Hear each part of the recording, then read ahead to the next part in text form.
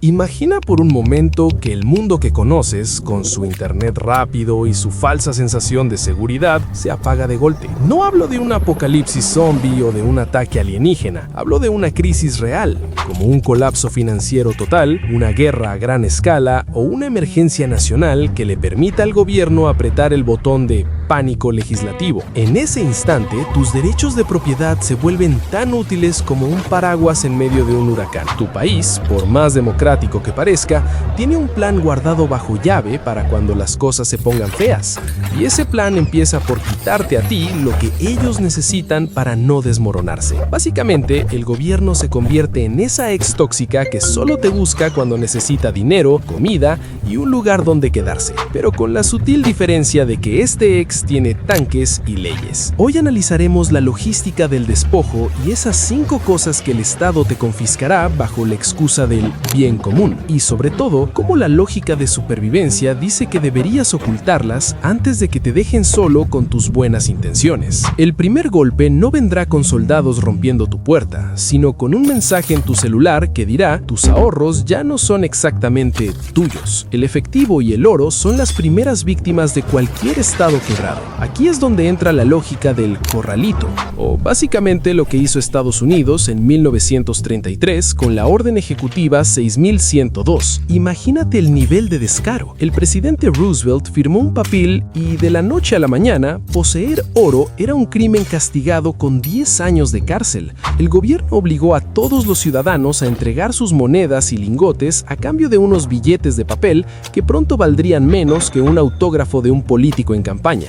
No fue una sugerencia, fue un asalto legalizado con el logo del gobierno. En una crisis de hiperinflación, el Estado necesita tu metal precioso y tus divisas extranjeras para pagar sus deudas externas o para que la élite pueda seguir comprando caviar mientras tú desayunas aire. Si tienes el dinero en el banco, olvídate. Un solo clic del Banco Central y tu cuenta queda congelada para evitar la fuga de capitales, que es la forma elegante que tiene el gobierno de decir: estamos en la quiebra y tu dinero es nuestra nueva caja chica. Para ocultar esto, deja de pensar como un ciudadano promedio y actúa como un contrabandista con mucho que perder. Guardar dinero bajo el colchón es un cliché de película barata, y una caja fuerte es básicamente ponerle un lazo de regalo a las autoridades. La lógica manda camuflar en lugares que ofendan los sentidos. Tubos de PVC sellados y enterrados a 1 metro de profundidad en un ángulo de 45 grados, ya que de esa manera es mucho más difícil de detectar si hay raíces cerca. Pero aquí lo perturbador: en colapsos extremos, como en la Alemania después de la guerra,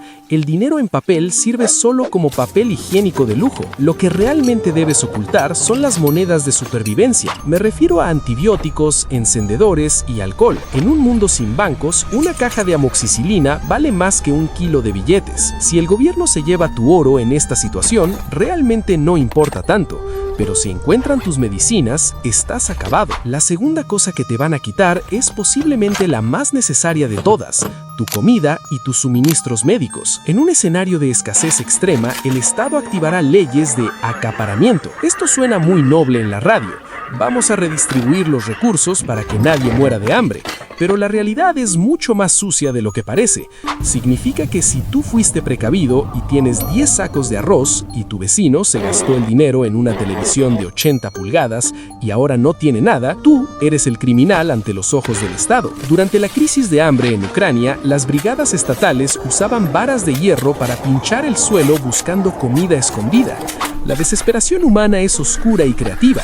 Hubo casos bizarros de familias enterrando comida en cementerios, simulando tumbas frescas para que los guardias no cavaran por respeto o miedo a las enfermedades. Para evitar esto, use la técnica del teatro de la miseria. No guardes todo en la cocina como si vivieras en un comercial de cereales. Ten una despensa señuelo con un par de latas vencidas y pon cara de no haber comido en días.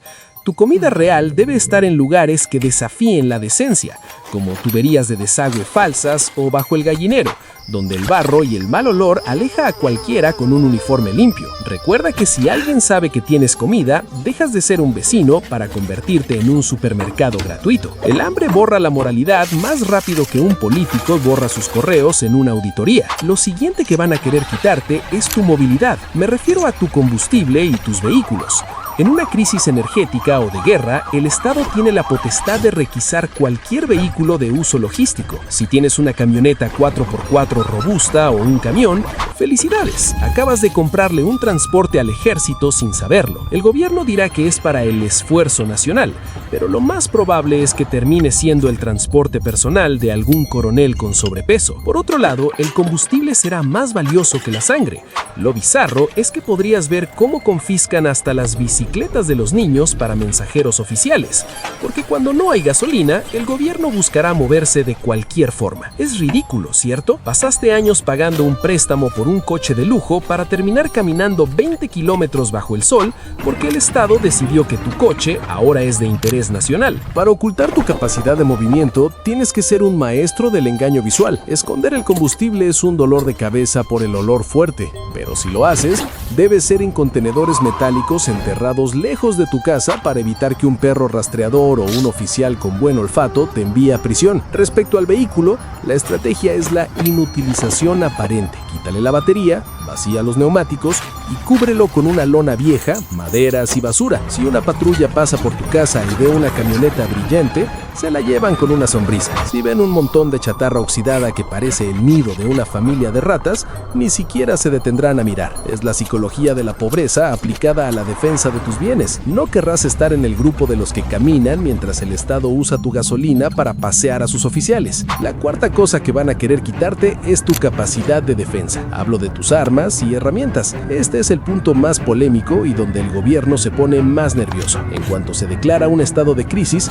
lo primero que hacen es pedir el registro de armas y luego proceder a la incautación forzosa. La excusa oficial es evitar el caos, pero la realidad táctica es que el Estado quiere ser el único con la capacidad de ejercer la violencia. Lo perturbador de esto es cómo usan el miedo para que los ciudadanos se vuelvan soplones. Imagina un escenario donde se ofrece una ración extra de comida a cambio de denunciar al vecino que tiene una escopeta guardada en el ático. En la historia, el desarme de la población civil siempre es el prólogo de las peores atrocidades, porque un pueblo desarmado es un pueblo que solo puede decir sí señor a cualquier locura que se le ocurra al dictador de turno. Incluso cosas tan bizarras como herramientas de herrería o machetes han sido confiscados en regímenes extremos para evitar que se fabriquen armas caseras. Ocultar tu capacidad de defensa requiere una sangre fría que no se enseña en la escuela. Un arma que no puedes alcanzar rápido no te sirve para defenderte de un ladrón, pero un arma que está a la vista es una invitación directa a un campo de detención. El truco maestro es enterrarlos en lugares donde el terreno ya esté sucio de metal, cerca de una vieja tubería de hierro,